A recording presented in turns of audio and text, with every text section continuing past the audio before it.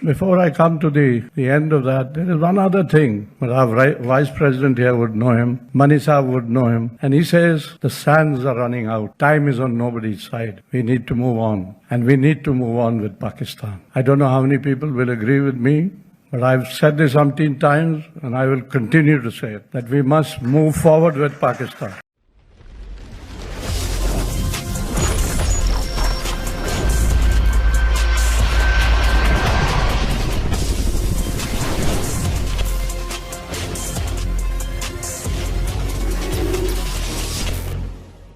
Hello दोस्तों, मैं हूं आपकी होस्ट सैयदा दुआ जैनब और आप देख रहे हैं दी कमर चीमा शो।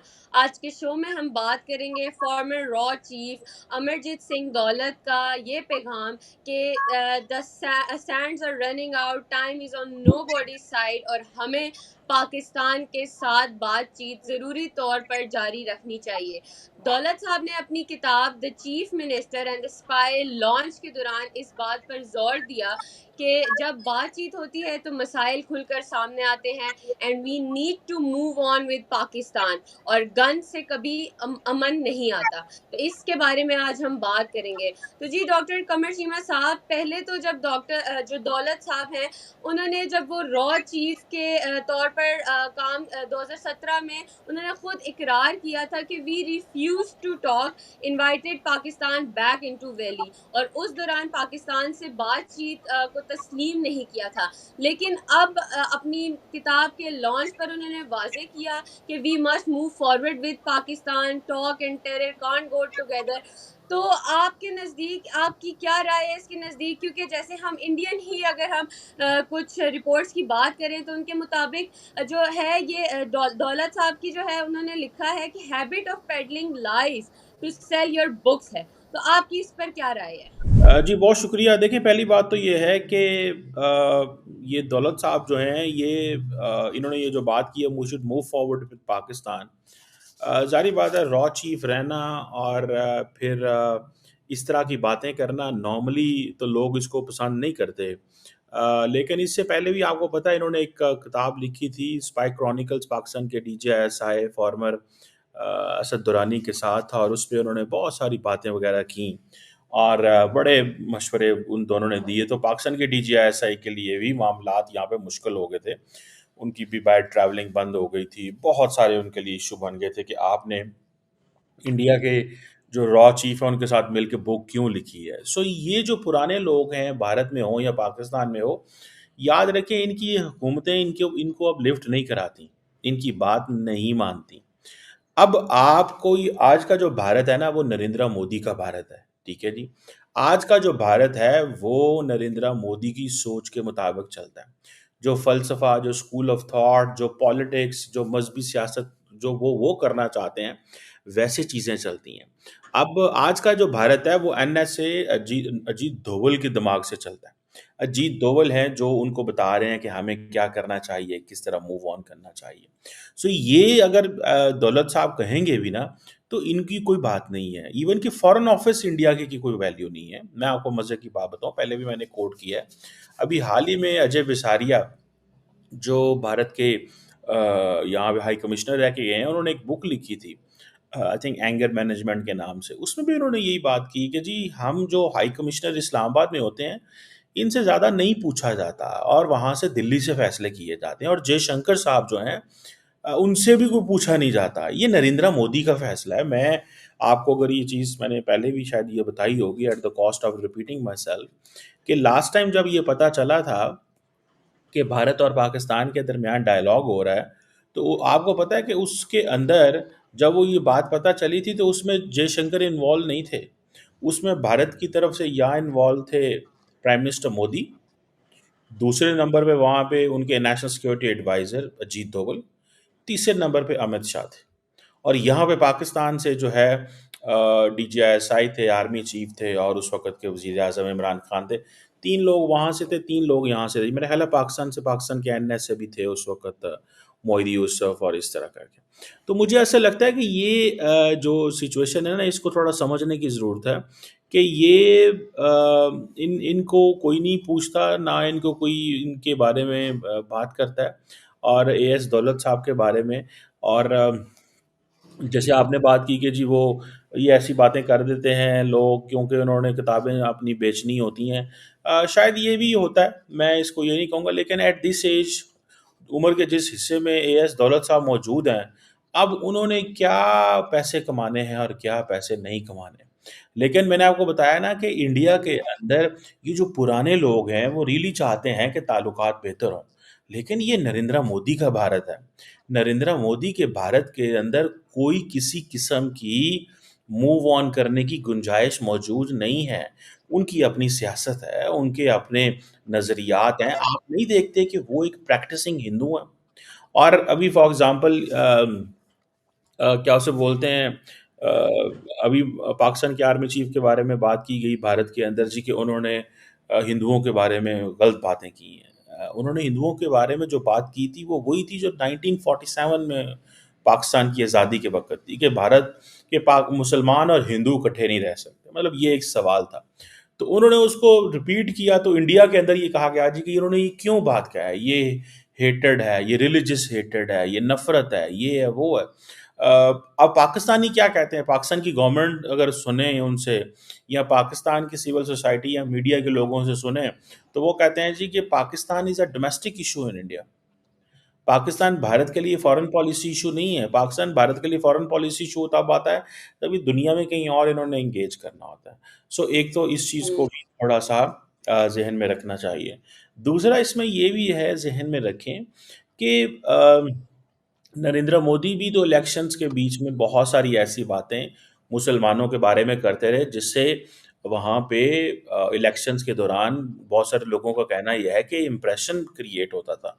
तो वो जो बात करते थे मुसलमानों के बारे में, उससे जो तासर उभरता था, वो फ़ेवर में जाता था नरेंद्र मोदी के और उनकी हम्म। सियासत के। तो लोगों ने ये इलेक्शंस की बात है, अभी 2024 का ये जो इलेक्शंस हुआ है उसमें, ये मई-जून में।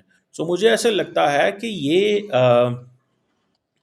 इन वन वे और दी अदर जैसे भी है, जिस चीज़ को हमें समझना चाहिए वो ये है कि एएस दौलत ने जो बात की है वो कुछ बात नहीं है, उसका कोई मुस्तकबिल नहीं है। और एएस दौलत बहुत माज़ी में रहते हैं, ही लिव्स इन पास्ट। और वो उनको इस चीज़ की शायद समझ नहीं है, और या समझ है लेकिन वो जिसे कहते हैं ना, हर बंदा उम्र के इस हिस्से में होना होता है, जो वो कहता है मैं एडवाइस दे दूँ, कोई मेरी माने या ना माने, और हिस्ट्री में मुझे कोट किया जाएगा इस तरह कि जनाब ये तो आप मैंने तो पहले ही कह दिया था, देखिए मैंने तो तब बात की थी, तो मैंने कहा था कि जनाब पाकिस्तान के साथ आप ये चीज़ ताल्लुकात बेहतर करें और मूव ऑन कर जाएँ पाकिस्तान के साथ। सो लेकिन वहाँ पे कोई ऐसा माहौल नहीं है और कोई ऐसा इंटरेस्ट ग्रुप नहीं है दरअसल। ना ही डोमेस्टिक, ना ही इंटरनेशनल, जो नरेंद्र मोदी को पुश कर सके और कह सके कि हाँ भैया, तुम ये क्यों कर रहे हो और कैसे कर रहे हो? हम्म। जी चीमा साहब ऑब्वियसली, क्योंकि वैसे भी जब वो अपनी पावर में थे तो उस टाइम तो उन्होंने पाकिस्तान से बात करने से रिफ्यूज़ किया था और तब वो टॉक्स पे इतना बिलीव नहीं रखते थे, और अब उम्र के इस हिस्से में आके इस तरह से बात की। चीमा साहब, अगर हम बात करें कि उनकी आवाम की या कुछ इस तरह से, तो हमने कुछ जो इंडियन ही अखबारात की बात की, तो उन्होंने रिपोर्ट किया हुआ है कि जो दौलत साहब हैं वो खुद फरमाते थे कि वो मिस कोटेड हुए थे। तो अगर उनकी ऑब्वियसली क्रेडिबिलिटी मीडिया में ही शक का मौजू है, तो उनकी तो ऑब्वियसली वैसे भी किस तरह से इतनी अहमियत उनको दी जाएगी। और जैसा हम अगर इंडियन जो मीडिया है उसमें इंडियन एक्सप्रेस की बात करें, तो उन्होंने हाईलाइट किया है कि जो टेन्योर में इनको बताया गया था कि नो मेंशन ऑफ एब्रोगेशन और पाकिस्तान होगी। तो अगर उस वक्त इनकी राय जो है वो दबाई गई थी, तो आज एक्स चीफ के तौर पर तो ऑब्वियसली ऐसा जितना कोई फर्क नहीं पड़ता है ना। देखिए, पहली बात तो ये है कि जब ये पावर में होते हैं ना, मैं नाम लिए बगैर हम्म। एक आपको स्टोरी सुनाना चाहता हूँ। मुझे एक बड़े सीनियर पाकिस्तानी ऑफिसर ने ये बात बताई। उसने कहा कि हमें अपने अदारों के अंदर भी अपने लोगों से बचना होता है। इवन कि if we are for peace with India और we want to engage with the United States, ठीक है? तो हमारे मुल्क, हमारा जो अदारे होते हैं, उसके अंदर भी ऐसे लोग होते हैं कि अगर हम बड़ी अक्लमंदी की बात भी करें कि वो बात जो हम अदारे में बैठ के करेंगे, अपने दफ्तर में बैठ के करेंगे कि हाँ हमें भारत से ताल्लुकात बेहतर करने चाहिए, या हमें अमेरिका के करीब होना चाहिए, या हमें ये करना चाहिए, या कुछ ऐसा आउट ऑफ द बॉक्स बात करें, तो वो कहते हैं कि हमें मुश्किल में डाल दिया जाता है, हमारे ऊपर क्वेश्चन मार्क लगा दिया जाता है। बेशक हम बेशक उस अदारे को हेड कर रहे हों, नीचे ये कहा, ये ओपिनियन बिल्ड की जाती है जी, वो हमारे ऊपर वाले ऑफिसर जो हैं वो बिक गए हैं, ये ऑफिसर बिक गए हैं। वो कह रहे हैं जी हम तो लॉन्ग टर्म सोच रहे हैं। तो मैंने उनको कहा सर, मैंने कहा उसकी वजह ये है आप नहीं बिके, ना वो बिके हैं, कोई भी नहीं बिकता। ठीक है जी। सवाल ये सिर्फ सादा सा ये होता है कि क्योंकि आपने उन लोगों के दिमागों को पॉइजन किया हुआ है फॉर डेकेड्स, तो वो जिस अंदाज से आप शिफ्ट करते हैं, लोग तो शिफ्ट नहीं करते। हर बंदे अपने आप का गियर चेंज तो नहीं कर सकता ना उस तेजी के साथ जिस तेजी से ऊपर लोग बैठे करते एग्जैक्टली। हैं। अब जैसे फॉर एग्जांपल पाकिस्तान में एक वक्त था पूरी की पूरी कौम को जहाज पे लगा दिया गया, फिर हुकूमत ने कहा नहीं नहीं ये जहाज बंद करो यार। तो वो लोग कैसे स्विच करेंगे? आप तो स्विच करके, लोग कैसे स्विच करेंगे?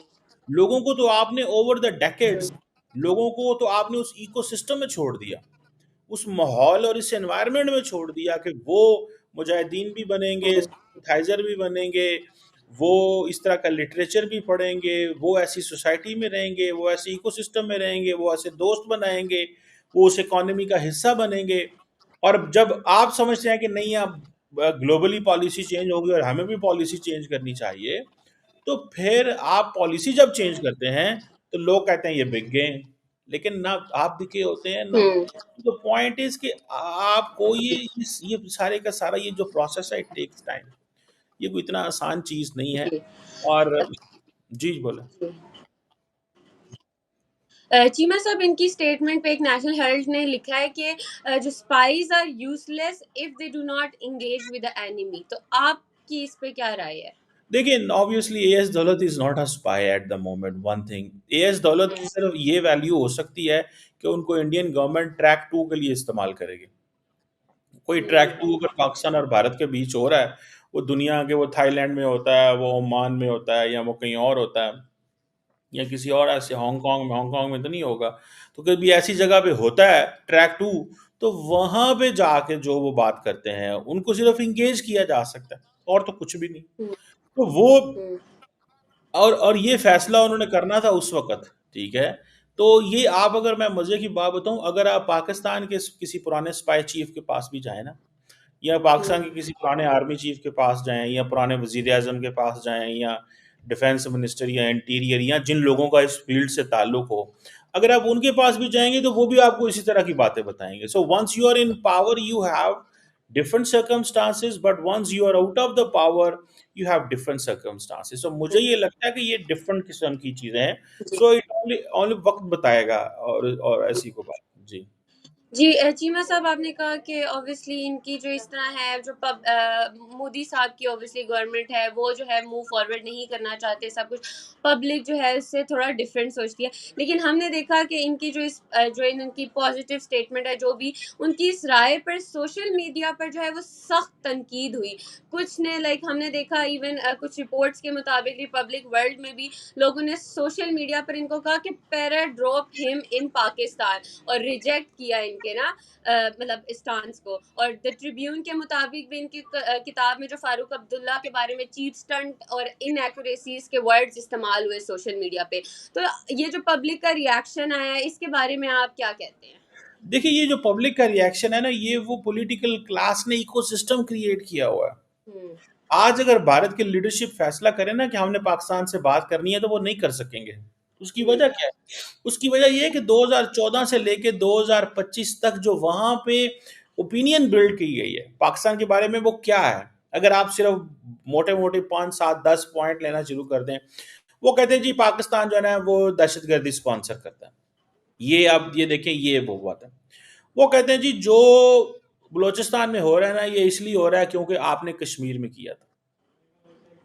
वो ये कहते हैं कि जनाब आप जहादी स्टेट है। वो ये कहते हैं कि जी दुनिया के तमाम जहादी आपसे पकड़े जाते हैं।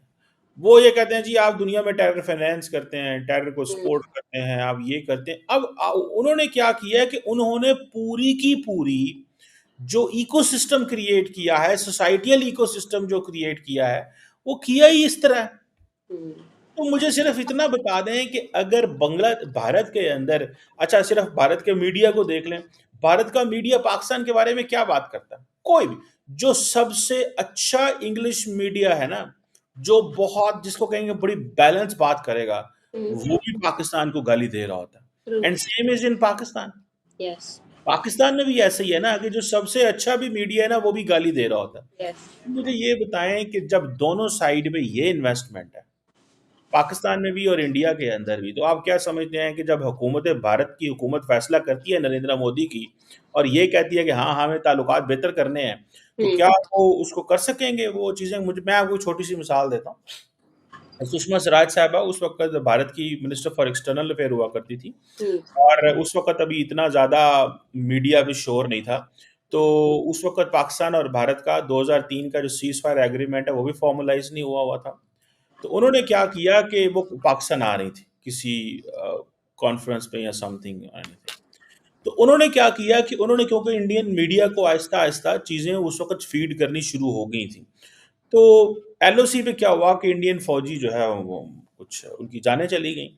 जब उनकी जानें चली गई किसी लड़ाई में, उधर से को पाकिस्तानियों की भी जानें चली गई। तो उन्होंने क्या किया, इंडियन मीडिया ने ये कहा कि एक तरफ तो वो पाकिस्तानी जो हैं वो हमारे सैनिकों को कत्ल करते हैं, और हमारी जो जो मिनिस्टर साहिबा हैं वो पाकिस्तान जाके वहाँ खाने खाएंगी उनके मिनिस्टरों के साथ बैठ के। अच्छा, यानी कि आप हमारे फौजी को, उन्होंने कहा जी उनके, हमारे फौजियों को पाकिस्तान के फौजी मार रहे हैं, और आप जाके पाकिस्तान की सरकार के मेहमान बनेंगी और वहां पे खाना खाएंगी। इतना प्रेशर बना उनका, आप गूगल करें जाके आपको मिल जाएगा कि सुषमा स्वराज ने ट्रिप को कैंसिल कर दिया, और वो चीज सामने आ गई। So this is the point. ये जो इन्वेस्टमेंट्स है ना, it takes a lot of time भाई। इसमें बहुत टाइम लगता है, और मीडिया ने तो मेमोरी फ्रेश कर दिया, and then digital media, and yes. फिर हमारी पॉलिटिकल अनसर्टेनिटी, फिर हमारे इकोनॉमिक कंडीशन यहाँ पे, सो हमारी अंदर की लड़ाइयाँ, फिर इमरान खान और फौज की मसले मसाइल, फिर ये सियासतदानों का, एक को जेल में निकाल, दूसरे को जेल में डाल, दूसरे को जेल में डाल, तीसरे को डाल। तो ये जो साइकिल है ये भी यहाँ पे, फिर हमारे अंदर की लड़ाइयाँ, फिर पीटीआई इमरान खान की पार्टी फौज को टारगेट कर रही है, 9 में ही हो रहा है, बलूचिस्तान में क्राइसिस है अफगानिस्तान से, तो वो कहते हैं कि भाई ये देखो हम जो बातें कर रहे हैं वो सही हैं। तो वो सिचुएशन इस तरह की है। जी। चीमा साहब, एक आखिरी सवाल आपसे कि ऑब्वियसली हमने देखा कि जो दौलत साहब उन्होंने अपने टेन्योर के दौरान तो इस तरह की गुफ्तगू से इनकार किया, और अब उनके इस तरह की स्टेटमेंट्स आ रहे हैं। तो अगर फॉर एग्जांपल एक सेकंड के लिए भी अगर हम सोच लें इस सिनेरियो कि अगर इनकी इस पैगाम को इम्पोर्टेंस दे दी जाए या जो भी है, तो पाकिस्तान की तरफ से आपके मुताबिक इसका कैसा जवाब होना चाहिए या क्या रिएक्शन होना चाहिए? देखिए, पाकिस्तान इसका कोई रिएक्शन नहीं देगा। हम्म। रिटायर्ड रॉ चीफ, हम्म। सिंपल सी बात है, उन्होंने एक बुक लिखी है, दैट्स इट। हमारा इसमें क्या लेना देना, या इनसे क्या कहना है, या उस पर क्या होगा। सो मुझे नहीं लगता कि ये कोई बहुत बड़ी वो चीज़ है।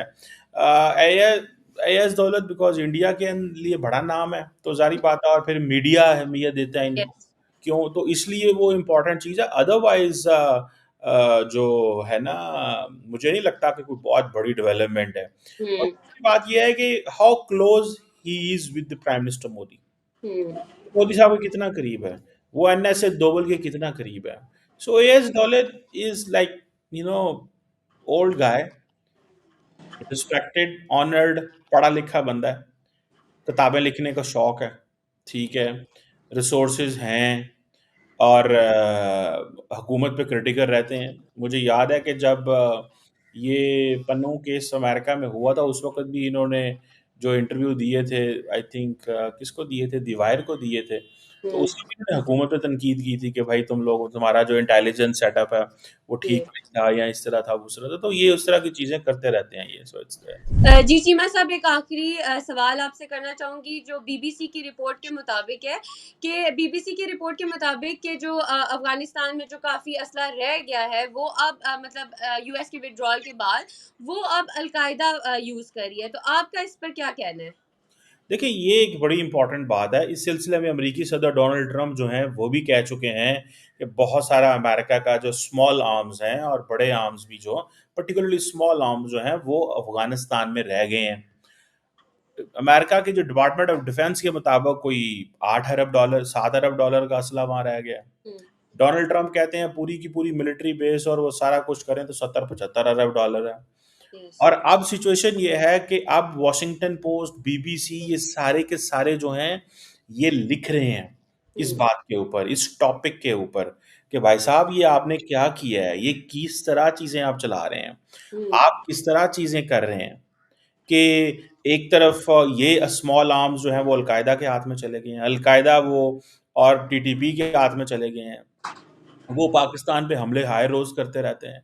सो अब ये सवाल पूछे जा रहे हैं जो है वो, और पाकिस्तान के पास कोई जवाब नहीं है कि हम किससे वो जवाब मांगे। हमारे पास तो हम सवाल कर रहे हैं, हमें जवाब फ्रैंकली दे को नहीं रहा। और अमेरिकन भी नहीं बोलते, अफगानिस्तान भी नहीं बोलता, और हर रोज उस असले से पाकिस्तान के ऊपर हमला हो रहा है।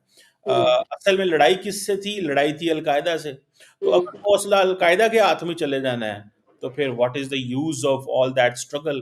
तो मेरा yes, ख्याल है कि ये अब फिर लोग बहुत सारी बातें करते हैं, वो कहते हैं जी कि अब इस खित्ते के अंदर एक नई जंग शुरू होगी, एक हम्म, नई सिविल वॉर शुरू होगी, जिसको पाकिस्तान की फौज अब उससे लड़ रही है।